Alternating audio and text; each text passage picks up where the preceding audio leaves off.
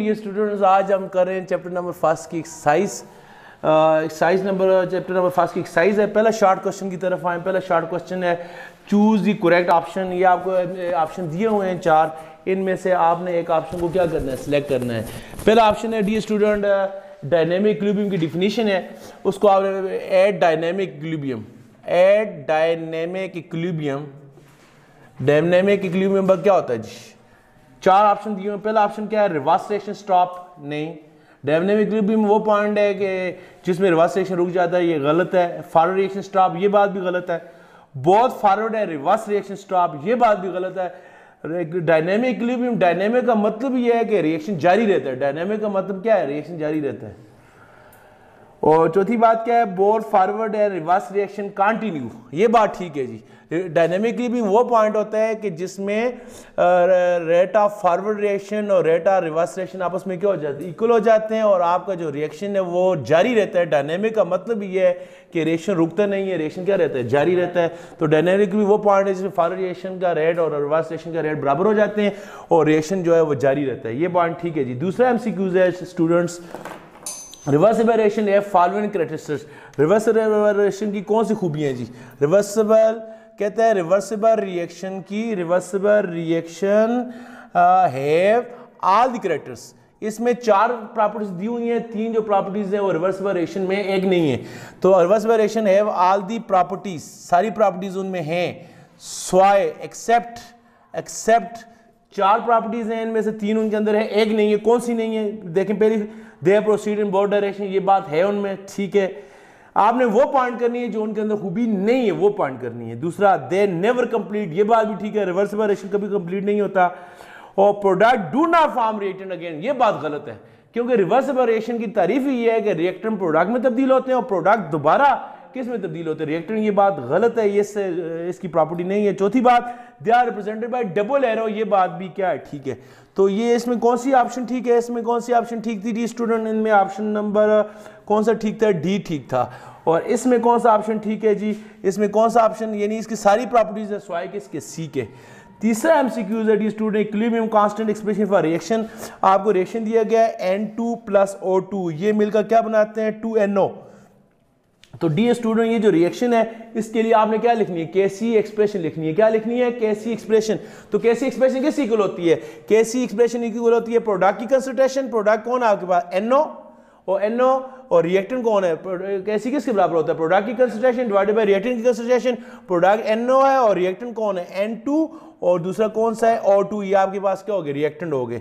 तो प्रोडक्ट आपके पास NO के 2 मोल हैं, आप इसके ऊपर लिखेंगे। N2 और O2 का कोई मोल नहीं है, बस आप नहीं लिखेंगे। तो केसी एक्सप्रेशन इस रिएक्शन के लिए ये है। तो इनमें से कौन सा ऑप्शन है जी, ये आपके पास है 4th ऑप्शन है। कौन सा ऑप्शन है, 4th, ये डी इसका आंसर है। चौथा जो एमसीक्यूज है इक्विलिब्रियम कांस्टेंट की, इक्विलिब्रियम कांस्टेंट केसी आपने पढ़ा है, जब आपने लॉ ऑफ मास एक्शन पढ़ा था, तो केसी किस इक्वल होता है, केसी इक्वल होता है प्रोडक्ट की कंसंट्रेशन, ये KF divided by KR। KF क्या चीज है, फॉरवर्ड रिएक्शन का कांस्टेंट, और जो KR है वो रिवर्स रिएक्शन का कांस्टेंट है। जब आप फॉरवर्ड रिएक्शन को रिवर्स रिएक्शन के कांस्टेंट पर डिवाइड करेंगे, जो आपके पास आंसर आएगा उसको आप क्या कहेंगे, KC कहेंगे। तो फॉरवर्ड रिएक्शन डिवाइडेड, ये क्या हो रहा है, डिवाइड हो रहा है। तो जब जो चीज डिवाइड होती है तो उसके लिए क्या लफ्ज इस्तेमाल होता है, रेशो। जब कोई चीज उसमें प्लस होती है तो उसके लिए लफ्ज इस्तेमाल होता है सम। जब कोई चीज माइनस होती है उसके लिए लफ्ज इस्तेमाल होता है डिफरेंस। और जब कोई चीज मल्टीप्लाई होती है उसके लिए लफ्ज क्या इस्तेमाल होता है, प्रोडक्ट। तो यहां पर कोई चीज डिवाइड हो रही है उसके लिए लफ्ज क्या इस्तेमाल होता है, रेशो। तो केसी क्या है, रेशो है किसकी, फॉरवर्ड रिएक्शन के constant divided by reverse reaction की कांस्टेंट, यानी क्या है, रेशो है। 5वां एमसीक्यूज है the student, when the value of KC is very small. आपको बताया था लास्ट लेक्चर में हमने पढ़ा था केसी की इंपॉर्टेंट यही है कि केसी की वैल्यू 1 हो। इसका मतलब क्या है कि आपका रिएक्शन ना फॉरवर्ड जा रहा है ना रिवर्स, बल्कि आपका रिएक्शन किस पर है, केमिकल इक्विलिब्रियम पर है।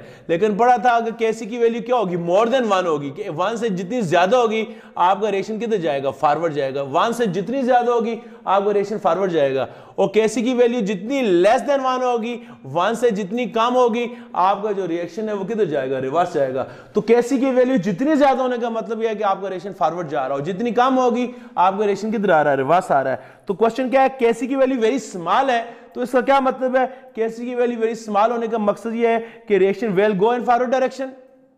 नहीं, क्योंकि केसी वैल्यू स्मॉल है तो क्या बताया केसी वैल्यू स्मॉल होने का मतलब यह है कि रिएक्शन किधर जाएगा, रिवर्स में, तो रिवर्स वाला जो ऑप्शन होगा ठीक होगा।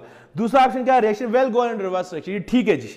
रिएक्शन एज इक्विलिब्रियम, ये गलत है, इक्विलिब्रियम वेल नेवर स्टेबल, ये भी गलत है। कौन सी बात ठीक है जी, रिवर्स वाली। यानी दूसरा जो आपका एमसीक्यूज है, 5वें एमसीक्यूज में आपका जो बी पार्ट है वो क्या है जी, ठीक है। इसके बाद डी स्टूडेंट छठा एमसीक्यूज हम पढ़ने जा रहे हैं। छठा एमसीक्यूज क्या है, for which reaction K C will have no units. आपने पढ़ा है हर रिएक्शन के लिए केसी की यूनिट क्या होती है, डिफरेंट होती है, और केसी की जो यूनिट है वो डिपेंड किस पर करती है, रिएक्टेंट और प्रोडक्ट के number of moles per depend करती है। अगर रिएक्शन में रिएक्टेंट और प्रोडक्ट का कोई मोल नहीं है, दोनों के नंबर ऑफ मोल्स क्या बराबर हैं, तो क्या हो जाता है, ऊपर वाले मोल पर डेसीमीटर क्यूब और नीचे वाले मोल पर डेसीमीटर क्यूब क्या हो जाएंगे, कैंसिल हो जाएंगे।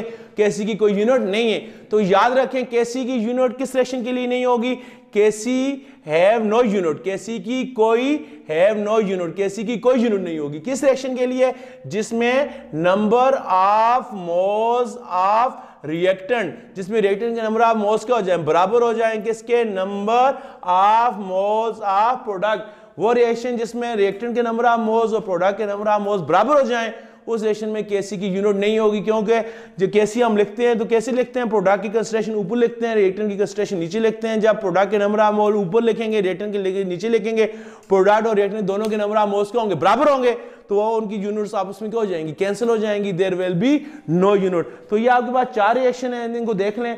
पहले रिएक्शन में रिएक्टेंट के कितने मोल हैं, 4 अमोनिया के, 5 ऑक्सीजन के, कितने मोल हैं, 9 मोल, और प्रोडक्ट के कितने मोल हैं, 10 मोल। यहां पर कुछ ना कुछ यूनिट होगी। दूसरे रिएक्शन में रिएक्टेंट के कितने मोल हैं, जो ये वाली जो दूसरा रिएक्शन है N2 + 3H2, ये मिलकर क्या बना रहे हैं, 2 मोल ऑफ अमोनियम बना रहे हैं। यहाँ रिएक्टेंट के 4 मोल हैं, प्रोडक्ट के 2 मोल हैं, यहाँ भी कुछ ना कुछ क्या होगी, यूनिट होगी।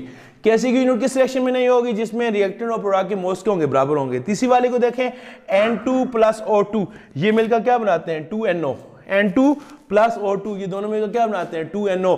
तो यहाँ पर रिएक्टेंट के कितने मोल हैं, 2 मोल हैं, एक N2 का और एक किसका मोल है, O2 का, और प्रोडक्ट के भी कितने मोल हैं, 2, दोनों के नंबर ऑफ मोल्स क्या हैं, बराबर हैं। तो वो इसको केसी कैसे लिखते होते हैं, केसी किसके इक्वल होते हैं, प्रोडक्ट की कंसंट्रेशन डिवाइडेड बाय रिएक्टेंट की कंसंट्रेशन। रिएक्टेंट कौन है, N2 और O2। ऊपर वाले की यूनिट क्या है, मोल पर डेसीमीटर क्यूब, उसका क्या लेंगे, स्क्वायर। नीचे वाले की यूनिट भी क्या है, मोल पर डेसीमीटर क्यूब, दूसरी की भी क्या लिखेंगे, मोल पर डेसीमीटर क्यूब। तो ये ऊपर वाले स्क्वायर और नीचे वाले कैंसिल हो जाएंगे, there will be no unit. तो किस रिएक्शन में केसी की यूनिट नहीं होगी, जिसमें नंबर ऑफ मोल्स दोनों के क्या होंगे, बराबर होंगे। इस वजह 7वें नंबर पर जो एमसीक्यूज आ रहा है वो क्या है जी, 7वें नंबर पर एमसीक्यूज है, when value of KC is very large. तो यहां मैंने यहां आपको बताया भी है, ये 5वें एमसीक्यूज में केसी की वैल्यू बहुत कम होने का मतलब ये रिएक्शन किधर जा रहा है, रिवर्स जा रहा है, और केसी वैल्यू बहुत ज्यादा होने का मकसद क्या है कि रिएक्शन किधर जा रहा है, फॉरवर्ड। तो केसी की वैल्यू बहुत लार्ज होने का मतलब क्या है, रिएक्शन इक्विलिब्रियम पर है, ये गलत है। Reaction well never be equilibrium well never be achieve, ये भी गलत है। ये reaction well move in forward direction, ये बात ठीक है, क्योंकि केसी की 7वें एमसीक्यूज में क्या है कि केसी की वैल्यू अगर लार्ज होगी तो केसी की वैल्यू जितनी लार्ज होगी रिएक्शन आपका किधर जाएगा, फॉरवर्ड जाएगा। तो कौन सा एमसीक्यूज ठीक है जी, इसमें कौन सा ऑप्शन ठीक है, सी ऑप्शन ठीक है। 8वां एमसीक्यूज है, 8वां एमसीक्यूज क्या है, एक्टिव मास की डिफिनेशन, एक्टिव मास। तो ये आपने लॉ ऑफ मास सेक्शन में पढ़ा था। एक्टिव मास किसे कहते हैं, कंसंट्रेशन का जो दूसरा नाम क्या है, लॉ एक्टिव मास। क्या नाम है, कंसंट्रेशन का जो दूसरा नाम है वो क्या है, एक्टिव मास। ये लॉ ऑफ मास सेक्शन में लिखा हुआ है। तो लॉ ऑफ मास सेक्शन क्या कहता है कि rate of reaction directly proportional होता है किसके, कंसंट्रेशन के, और कंसंट्रेशन का दूसरा जो नाम है वो क्या है, एक्टिव मास है। इसी वजह से लॉ का पूरा नाम क्या है, लॉ ऑफ एक्टिव मास है। तो एक्टिव मास का मतलब क्या होता है, कंसंट्रेशन, और कंसंट्रेशन की जो यूनिट होती है वो आप 9th क्लास में पढ़ चुके हैं। कंसंट्रेशन की यूनिट क्या होती है, मोल पर डेसीमीटर क्यूब। तो एक्टिव मास से मुराद क्या है, मास ऑफ रिएक्टेंट, ये ऑप्शन गलत है। टोटल मास ऑफ प्रोडक्ट, ये भी गलत है। Total mass of reactant and product, ये भी गलत है। लेकिन ये वाला चौथा ऑप्शन ठीक है, concentration of reactant and product. तो एक्टिव मास से मुराद क्या है, concentration of reactant and product, और उसकी यूनिट क्या होती है, मोल पर डेसीमीटर क्यूब। ये चौथा ऑप्शन ठीक है जी। अच्छा, ये रिवर्सिबल रिएक्शन है, इसके लिए केसी की एक्सप्रेशन लिखी हुई है। केसी की एक्सप्रेशन क्या है, केसी किसकी इक्वल है, सी लिखकर ऊपर 4 डाला हुआ है और नीचे क्या लिखे, एक ऊपर 3 और ये क्या लिखे 2। देखें यहां पर क्या लिखा हुआ था, यहां पर यहाँ पर ये जो एमसीक्यू है इसमें क्या लिखा हुआ था, हमने केमिकल इक्वेशन लिखी हुई थी, केमिकल इक्वेशन से हमने क्या लिखा, केसी एक्सप्रेशन लिखा।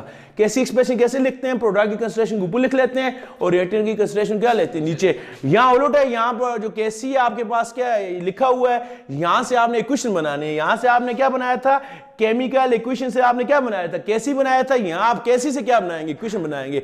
तो कैसे बनाएंगे, जो चीज ऊपर लिखी होती है वो क्या होती है, प्रोडक्ट। तो आप पहले क्या करें, पहले क्या होता है रिवर्स वेरिएशन में आप डबल एरो डालें, क्योंकि रिवर्स वेरिएशन में रिएक्टेंट और प्रोडक्ट के दरमियान क्या होती है, डबल एरो होती है। आप क्या करेंगे, ऊपर क्या है, ऊपर प्रोडक्ट है, तो प्रोडक्ट कौन है, सी, और सी के ऊपर 4 लिखा हुआ। तो आपने पढ़ा था कि ये 4 क्या होता है, नंबर ऑफ मोल्स होते हैं। तो इसका मतलब 4 का मतलब है कि सी के कितने मोल है, 4 मोल है। और ये जो नीचे है, ये नीचे क्या है, रिएक्टेंट। जो इक्वेशन में इसमें ऊपर प्रोडक्ट लिखते हैं, नीचे क्या लिखते हैं, रिएक्टेंट। ये ए भी रिएक्टेंट है और बी भी क्या है, रिएक्टेंट। तो आप ए और बी के दरमियान क्या डाल दें, प्लस डाल दें। अभी ए के कितने मोल हैं, यहाँ पर 3 मोल है, तो आप 3 डाल दें। बी के 2 मोल है, तो यहाँ पर क्या डाल दें, 2।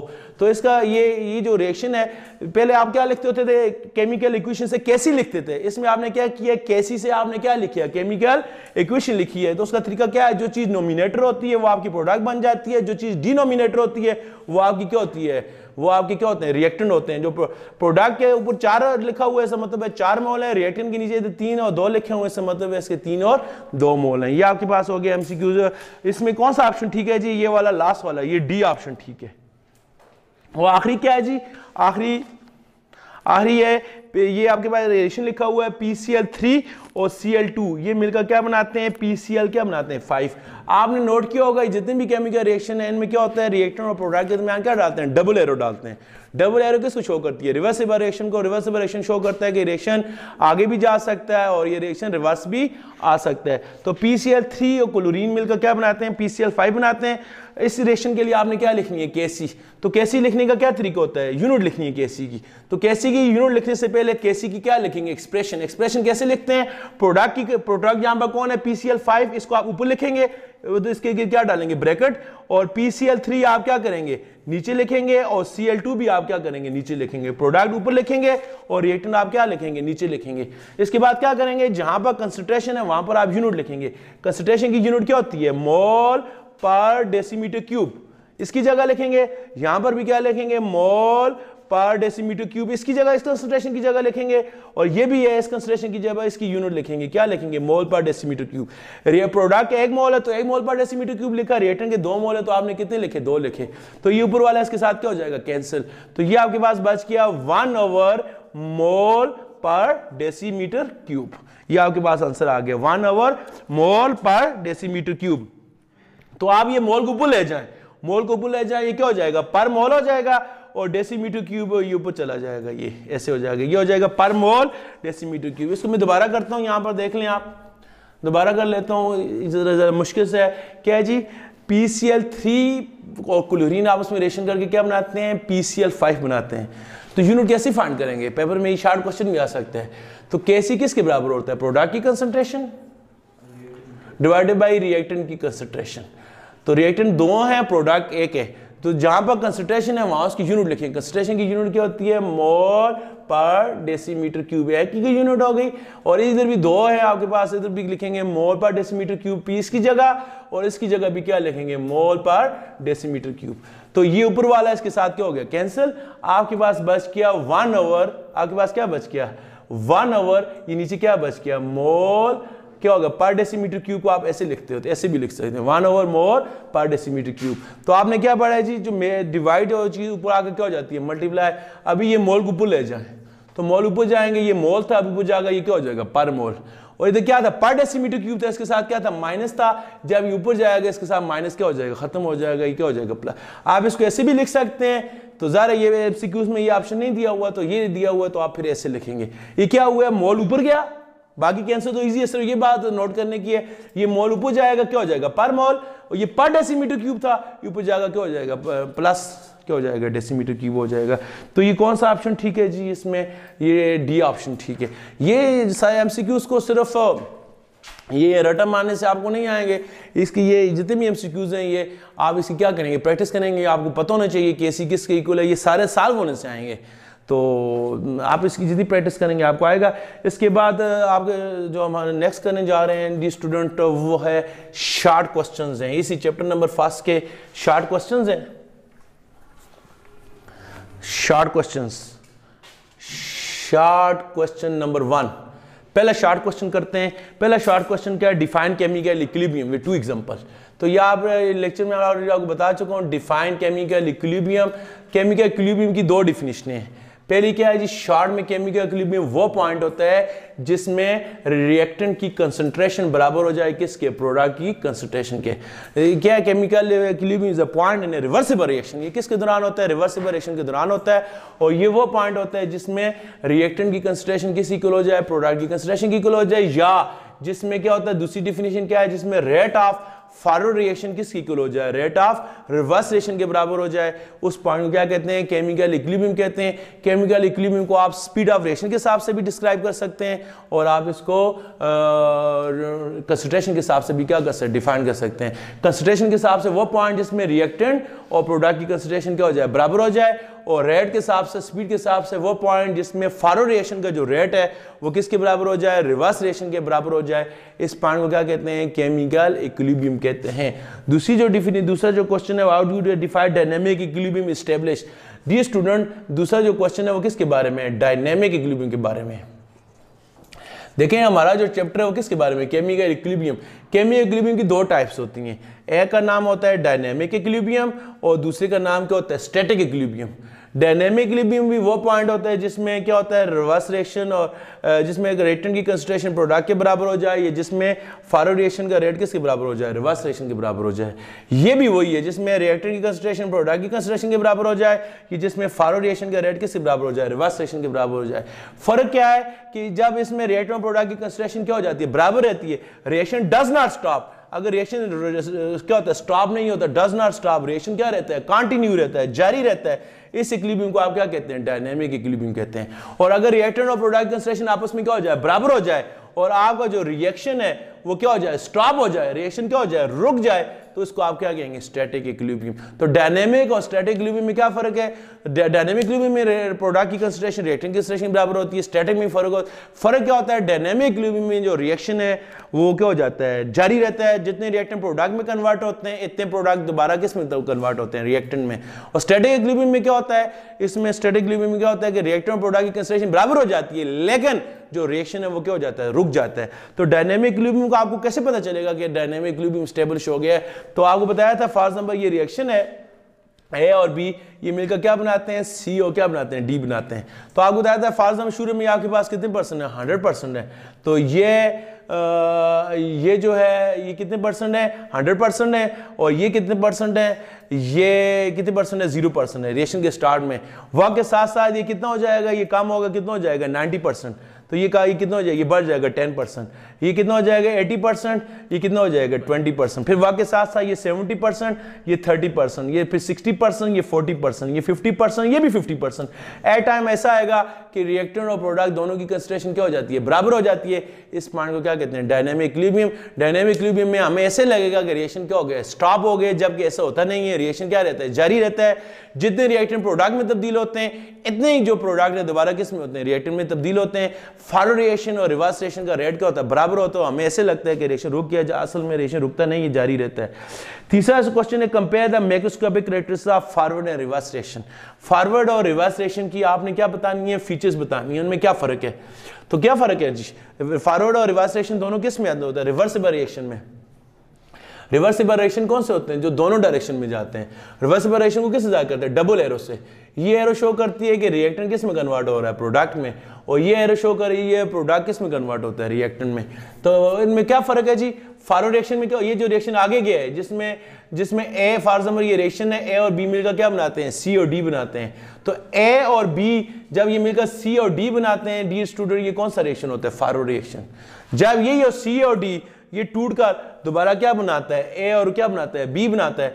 ये कौन सा रिएक्शन होता है? Reverse reaction. तो फॉरवर्ड रिएक्शन किधर से जाता है? ये क्या है? ए और बी किस साइड पर है? एरो के किस साइड पर है? लेफ्ट साइड पर है। और ये किस साइड पर है? राइट साइड पर। तो फॉरवर्ड रिएक्शन किधर से जाता है? लेफ्ट साइड से किधर जाता है? राइट की तरफ। और ये जो रिवर्स रिएक्शन है ये किधर जाता है, ये राइट साइड से किधर जाता है, लेफ्ट की तरफ जाता है। रिवर्स रिएक्शन में क्या होता है, रिएक्टेंट मिलकर क्या बनाते हैं, प्रोडक्ट बनाते हैं। और फॉरवर्ड रिवर्स रिएक्शन में क्या होता है, प्रोडक्ट मिलकर क्या बनाते हैं, रिएक्टेंट बनाते हैं। ये फर्क है। और अच्छा, और क्या फर्क है, फॉरवर्ड रिएक्शन में क्या होता है, शुरू में फॉरवर्ड रिएक्शन में क्या होता है, रिएक्टेंट की कंसंट्रेशन क्या होती है आपके पास, ज्यादा होती है। फॉरवर्ड रिएक्शन में शुरू में आपके पास, यहाँ क्या बताया, टोटल आपके पास क्या होता है, रिएक्टेंट होता है, प्रोडक्ट आपके पास बिल्कुल नहीं होती। वक्त के साथ साथ फॉरवर्ड रिएक्शन में क्या होता है, रिएक्टेंट की कंसंट्रेशन क्या होती है, कम होती है, और प्रोडक्ट की क्या होती जाती है, ज्यादा होती जाती है। और रिवर्स रिएक्शन में उलट है। रिवर्स रिएक्शन में आपने देखा क्या है, शुरू में रिएक्टेंट प्रोडक्ट की कंसंट्रेशन कितनी है, बिल्कुल जीरो है। वक्त के साथ साथ इसकी कंसंट्रेशन क्या होती है, बढ़ती है। तो रिवर्स और फॉरवर्ड रिएक्शन में क्या फर्क है जी, जो फॉरवर्ड रिएक्शन है वो किधर से जाता है, वो जाता है लेफ्ट से किधर जाता है, राइट की तरफ। एक बात। दूसरी बात क्या है, इसमें रिएक्टेंट आपस में मिलकर क्या बनाते हैं, प्रोडक्ट बनाते हैं। दो। तीसरी बात क्या है, ये शुरू में क्या होता है, शुरू में ये रिएक्शन क्या होता है, फास्ट होता है, बाद में ये रिएक्शन क्या हो जाता है, स्लो हो जाता है। और ये इसका फर्क है। और दूसरी तरफ आप आ जाएं रिवर्स रिएक्शन के, इसका उलट है। रिवर्स रिएक्शन में क्या होता है डी स्टूडेंट, रिवर्स रिएक्शन किधर से जाता है, राइट साइड से किधर जाता है, लेफ्ट की तरफ जाता है। इसमें क्या होता है, इसमें प्रोडक्ट जो आपके हैं टूट कर क्या बनाते हैं, रिएक्टेंट बनाते हैं। क्या बनाते हैं, रिएक्टेंट।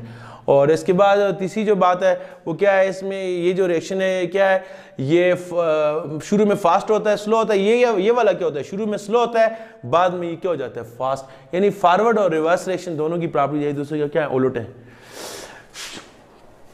अच्छा, इसके बाद है पांचवा जो शॉर्ट क्वेश्चन है, relate the active mass with rate of chemical equation. Active mass को किसके साथ बताना है, रेट ऑफ रिएक्शन के साथ क्या करना है, उसके साथ जोड़ना है, रिलेट करना है। रिलेट का मतलब है ताल्लुक है। यानी असल में ये जो क्वेश्चन है किसके बारे में, लॉ ऑफ मास एक्शन। यानी पेपर में इस तरह भी आ सकता है, लॉ ऑफ मास एक्शन को क्या करें, एक्सप्लेन करें। लॉ ऑफ मास एक्शन को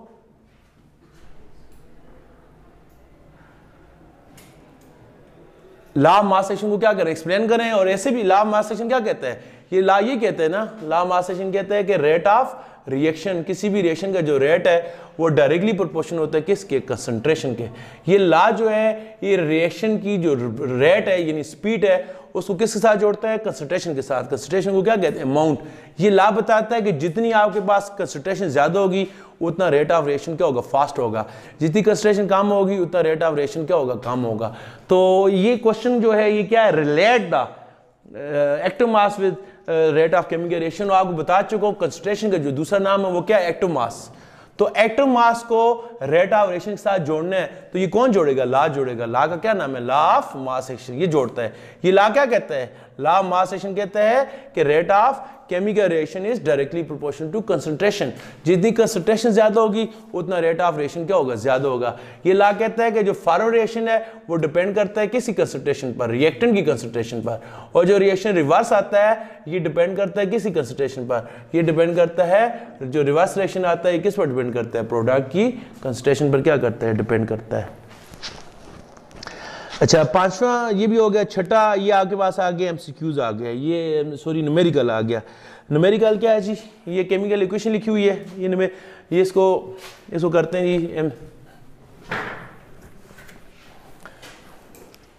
ये केमिकल इक्वेशन लिखी हुई है N2 और 3H2, ये मिलकर क्या बनाते हैं, 2 मोल ऑफ क्या बनाते हैं, अमोनियम बनाते हैं। देखो कैसे सॉल्व करेंगे, इसमें लिखा हुआ है equilibrium mixture N2H2 and ammonia gases are present. Temperature कितना है, 500 डिग्री सेंटीग्रेड। क्वेश्चन क्या है, कहते हैं equilibrium consist of 0.602 mole of N2। N2 आपके पास कितना है, 0.602। इसकी कंसंट्रेशन कितनी है, 0.602। हाइड्रोजन की कंसंट्रेशन कितनी है, 0.420 मोल ऑफ हाइड्रोजन। और इसकी कंसंट्रेशन कितनी है, 0.113। इसकी कंसंट्रेशन 0.602 है, इसकी 0.422 है, इसकी कितनी है, 0.1। ये आपको इनकी क्या दी हुई है, आपको वैल्यूज दी हुई हैं। आपसे क्या कहा गया है, आप क्या फाइंड करें, केसी की वैल्यू क्या करें, फाइंड करें। तो कोई भी काम करने से पहले अगर आपसे कहा जाता है केसी की यूनिट लिखें, यूनिट फाइंड करने के लिए भी आप क्या लिखेंगे, केसी की एक्सप्रेशन लिखेंगे पहले।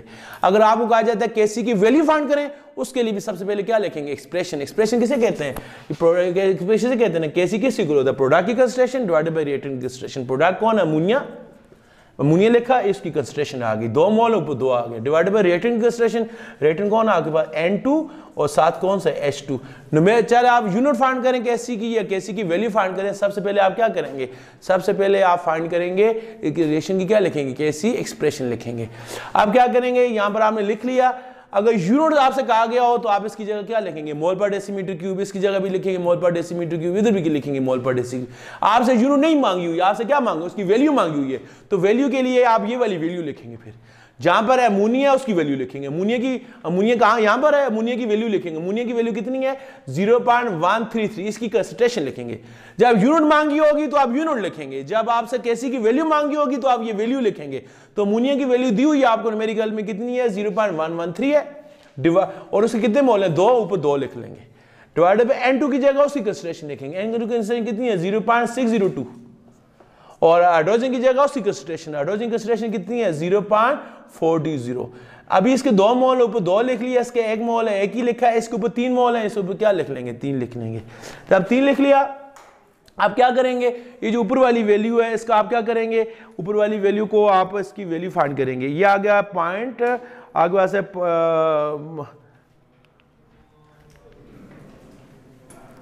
113 मल्टीप्लाई, ये इसको सॉल्व करें, जो आपके पास आंसर आएगा, फॉर एग्जांपल इसका स्क्वायर लेंगे और जो आपके पास आंसर आएगा वो आ गया x, ये जो इसको इसके साथ मल्टीप्लाई करें, बल्कि ये जो आपके पास जो आ गया y आ गया, इसका आप क्या लेंगे क्यूब लेंगे, ये जो आपका आंसर क्या आ जाएगा z आ जाएगा। तो आप y को z के साथ मल्टीप्लाई करेंगे, जो आंसर आएगा उसको इस पर क्या करेंगे x पर डिवाइड करेंगे, तो आपको क्या आ जाएगा आंसर आ जाएगा। ये था हमारा शॉर्ट क्वेश्चन नंबर 6।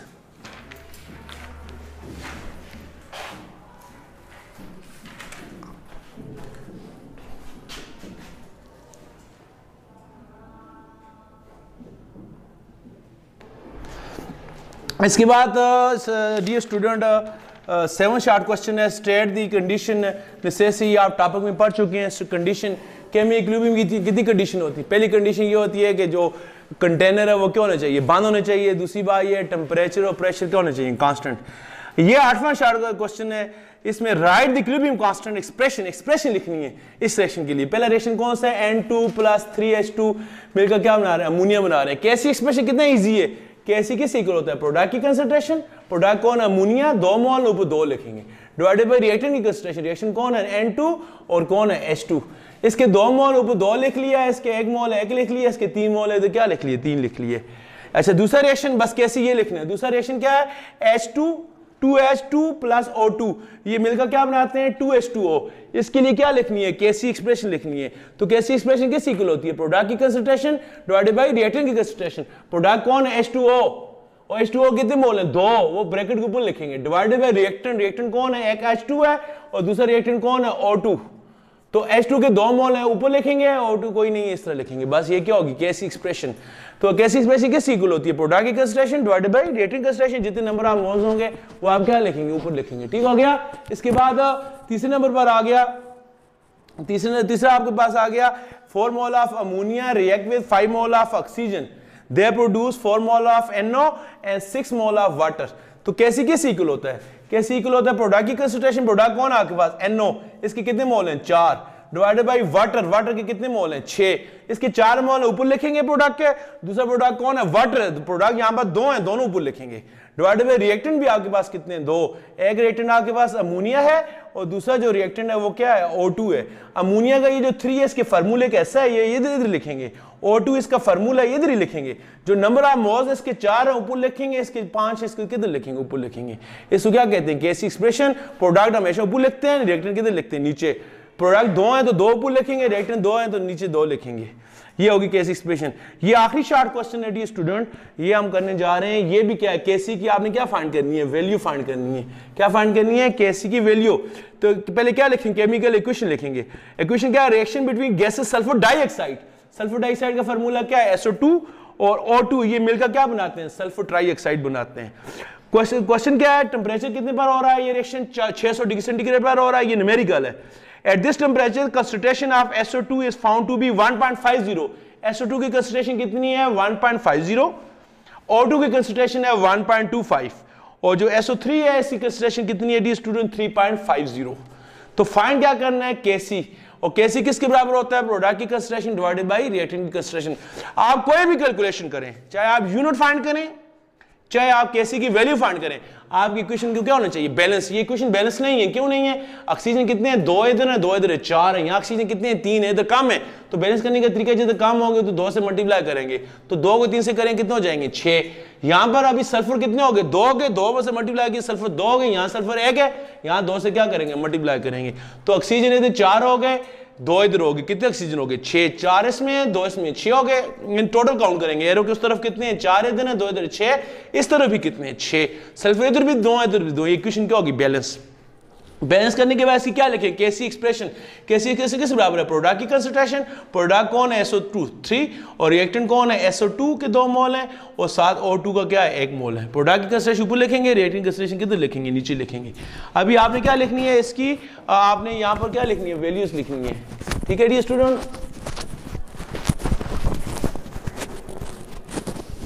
अच्छा, अभी इसकी वैल्यू कैसे लिखेंगे? SO3 की वैल्यू आपको दी हुई है, कितनी है? 3.50। वैल्यू लिख ली, और ऊपर क्या था? स्क्वायर था। यहाँ वैल्यू के ऊपर भी लिखेंगे स्क्वायर। अगर यूनिट मांगा होगा इधर यूनिट लिखेंगे। अगर Kc की वैल्यू मांगी है फिर आप क्या लिखेंगे? कंसंट्रेशन की वैल्यू लिखेंगे, डिवाइडेड बाई रिएक्टेंट आपके पास 2 है, SO2 कितने मोल है? 2 मोल है। तो SO2 की वैल्यू लिखें, SO2 की वैल्यू कितनी है? 1.50, ऊपर क्या लिखेंगे? Square, divided by O2। O2 की वैल्यू कितनी है? 1.25। तो ये ऊपर वाली वैल्यू है, कितनी है? ऊपर वाली की वैल्यू आपके पास आ गई 3.50 मल्टीप्लाई बाय, फिर इससे मल्टीप्लाई करेंगे 3.50 के साथ। ऊपर वाले को आप मल्टीप्लाई करेंगे, आपका आंसर आ जाएगा 12.25। अभी क्या करेंगे? नीचे वाले पहले इसका क्या लेंगे? स्क्वायर लेंगे, जो आंसर आएगा इसके साथ क्या करेंगे? मल्टीप्लाई। तो नीचे वो स्क्वायर किसका लेंगे आप? आप स्क्वायर लेंगे 1.50 मल्टीप्लाई बाई 1.50 मल्टीप्लाई, इसका स्क्वायर लेंगे, आगे बाद आंसर क्या आ गया? नीचे इसका स्क्वायर लेंगे, आंसर आ गया 2.25 मल्टीप्लाई बाई ये जो अभी इस फिगर के साथ क्या करेंगे? मल्टीप्लाई करेंगे। तो 1.25 के साथ क्या करेंगे? मल्टीप्लाई करेंगे 1.25 के साथ। तो क्या करेंगे? ऊपर आपके पास आ गया 12.25, इसको इसके साथ मल्टीप्लाई करेंगे, आंसर क्या आएगा? 2.81। अभी ऊपर वाले वैल्यू को नीचे वाली वैल्यू पर क्या करें? डिवाइड करें। ऊपर वैल्यू आपके पास कितनी है? 12.25, नीचे आपके पास वैल्यू कितनी है? 2.81। तो आपका जो आंसर आता है वो आता है 4.35। यानी इस वैल्यू में Kc की जो वैल्यू कितनी है? 4.35 है। और आपको बताया था Kc की वैल्यू 1 होने का मतलब है रिएक्शन किधर है? इक्विलिब्रियम पर है। 1 से ज्यादा होने का मतलब रिएक्शन किधर जा रहा है? फॉरवर्ड। इसका मतलब ये है कि Kc की वैल्यू 1 से ज्यादा है, 4.35 है। इसका मतलब ये है कि आपका जो रिएक्शन है वो किधर जा रहा है? फॉरवर्ड जा रहा है। तो डी स्टूडेंट, ये थे आपके शॉर्ट क्वेश्चन।